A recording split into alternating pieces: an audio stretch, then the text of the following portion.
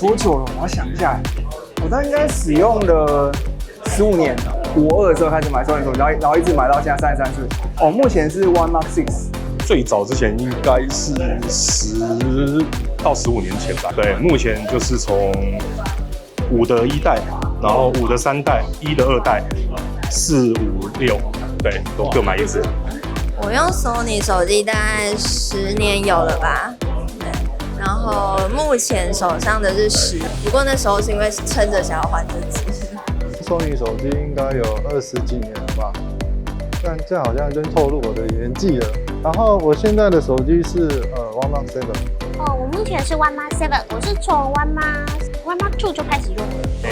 我大概目前我從2016年到現在應該差不多10年，然後目前現在的服役的機種是 Pro I。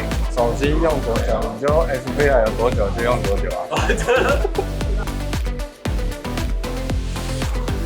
当然，它最主要一定是这个它的背面的鏡頭模組的部分，对啊。其實它的第一眼，大家應該是一開始，因為網絡上也是蠻多渲染圖的嘛，就是聽到蠻像什麼大陸的一些設計啊什麼之類的，對。那實際上真的出來之後是，覺得是還蠻好看的，對啊。因為像我現在的手機是比較小隻的5 Mark 5，那我拿在手上發現，它雖然很大，雖然感覺大隻了，然後鏡頭模組變大了。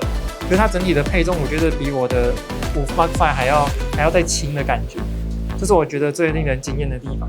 One Mark 8的話，我覺得這一次對我來說應該是材質上的變化，因為過往都是一些做比較平滑的，然後這一次整個那個礦石的概念，就是表面的一個粗糙感，我覺得對握持上的手感體驗是非常棒的。那第一個印象就是外形大改嘛，就是鏡頭排列大改。那印象深刻其實是上手的手感，其實比預想中好很多。我覺得第一印象就是顏色，我覺得它的紅色很好看，然後它的背部的那個霧面的那個質感很棒。這一題很難。對，就是很難選擇，因為我現在是紅色的，所以我剛體驗的時候我是先拿了金色的，所以想要換口味。對，那我覺得 Sony 的配色厲害的就是它不會只是那個顏色，它在不同的光感下會有不一樣的顏色的效果，就你感覺你好像拿了好多顏色的手機這樣。當然是紅色啊。好，那我這一次比較喜歡的是這次是金色的。對，因為我之前手機的一些配備啊或耳機也會選金色。我一開始是看到它照片那個原礦金色的那個部分，那個看起來超帥的。不過我今天體驗的是紅色的，那摸起來整個質感也非常棒。我最喜歡其實都是黑色，但是這次的銀色其實我覺得還蠻好看的，它會有點藍淡淡藍的那種感覺。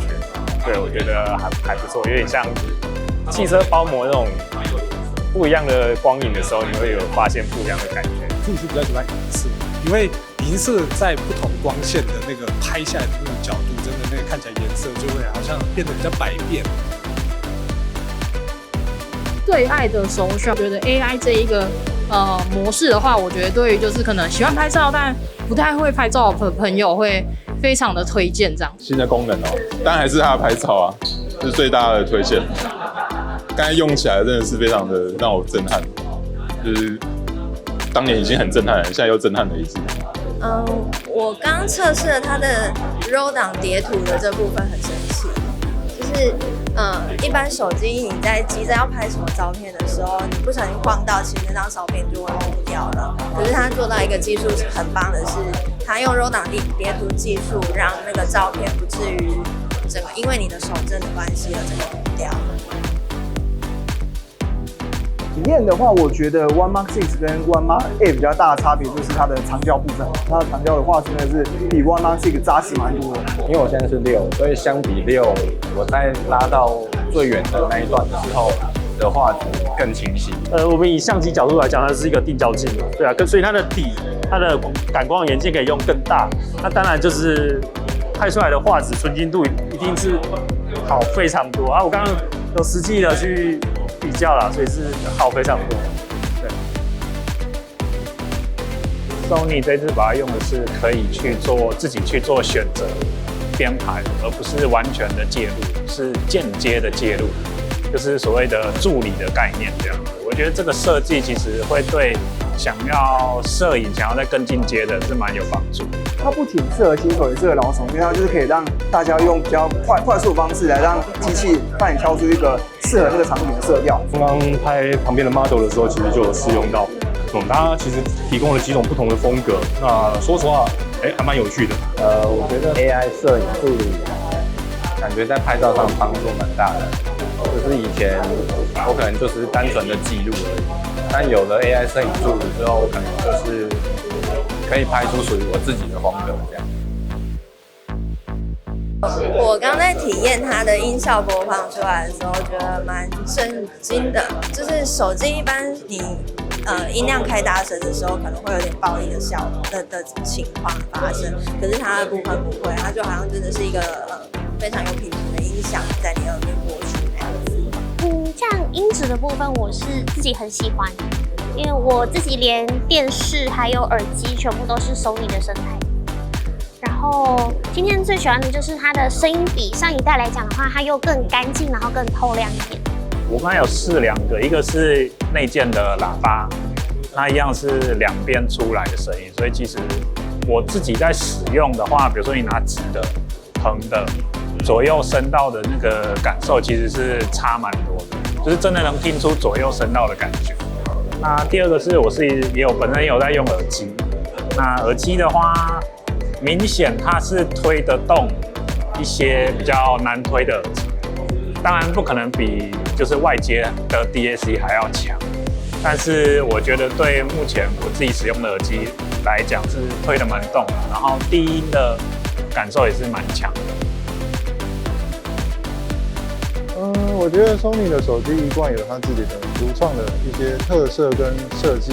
那這個大概，因為它的簡約風格剛好是符合我自己的 style。第二當然是它的日系外觀，其實我一直都非常喜歡。它的3角耳机孔啊，跟 SD 大槽這些東西，市面上目前都比較沒有這樣子的機種可以選擇。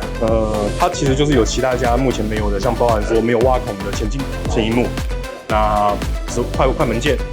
然後再來就是像實體指紋辨識，這些都是 Xperia 堅持到現在獨有的特點。那這些都是其他家目前都沒辦法帶給我的。相對於其他的競品，就是我們也沒有挖孔，我們也沒有那個動態島那一類的東西。那我覺得就是在觀看上面，當然就是很舒服的體驗。我真的很喜歡 Sony 的設計，它真的有自己獨特的魅力。第一個就是它那個耳機孔一直留着，非常的貼心。對，保留的那個喜歡用專業相機的那個特別的手感，算是很粉絲向的東西。可是就是明明就不是很大眾，可是卻還是有持續保留下來，覺得蠻不錯的。我希望手機可以一直出下去，不要讓我買不到手機。Sony 加油！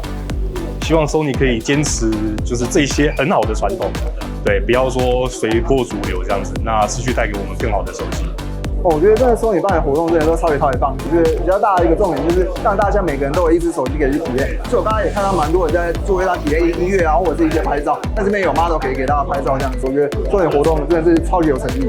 希望Sony可以持續的推出新的產品，因為畢竟在手機上的話，我可以滿足的所謂的影像顯示啊、音效啊跟相機一些科技。